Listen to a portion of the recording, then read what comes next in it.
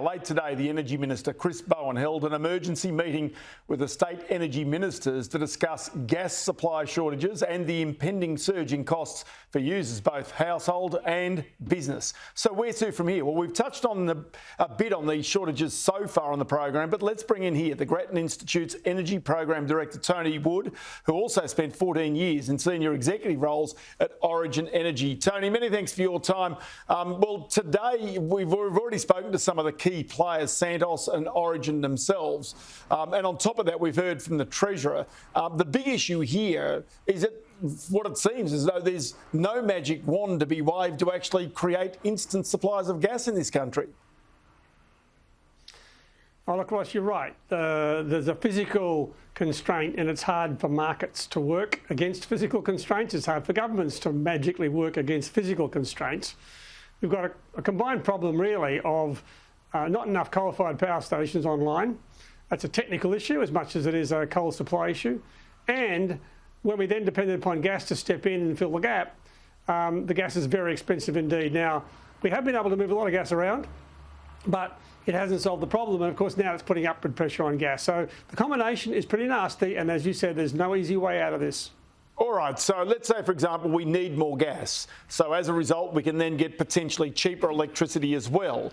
To create more gas, you either need more wells in the ground, but that takes time and money, or you need to open up areas that have previously been closed. That takes time and money, or you divert gas out of international supplies into the local supplies, but that's going to take at least time, isn't it?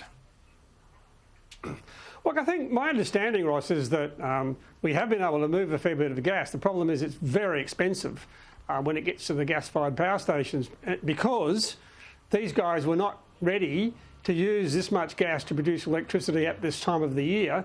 Therefore, the contracts they had to buy reasonably priced gas were not in play, were not enough. How do we get gas at a price that people can afford? And you're not going to get enough gas to flood the market, but equally, it's pretty hard for a government, and the Treasurer has been careful about this, to go in and start causing producers to have to effectively break contracts. So it's a bit of a mess.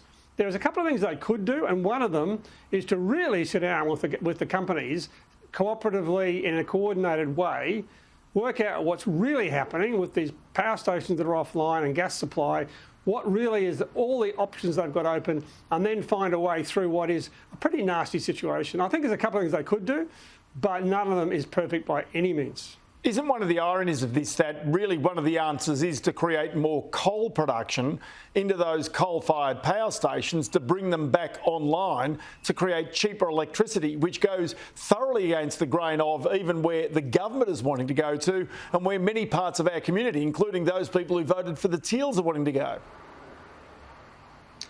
Well, that's why we've got ourselves, we're sort of in the middle of a transition, and sometimes transitions can get pretty messy.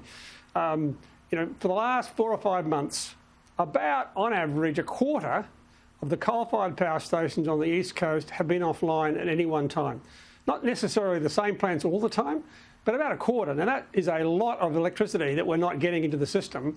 And when the plants are just sitting there, it's pretty expensive if to the whole system. So, as they've tried to do something about that, individual plants have got problems. Like, for example, there's one in Queensland that had an explosion last year. That's not back online.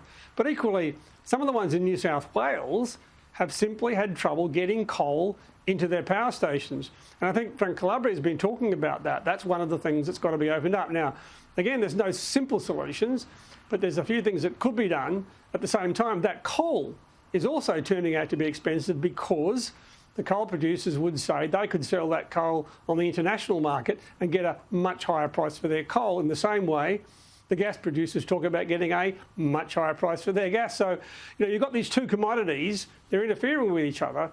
The priority has got to be to get those coal-fired power stations back online. But equally, maybe the government really has to maybe threaten some things, and I don't mean idle threats, as the coalition government did, threaten a couple of things to say, look, if you don't sort this out in this way, we will intervene in ways you won't like. Tony Wood from the Grattan Institute, always good to chat to you, and many thanks for your time today.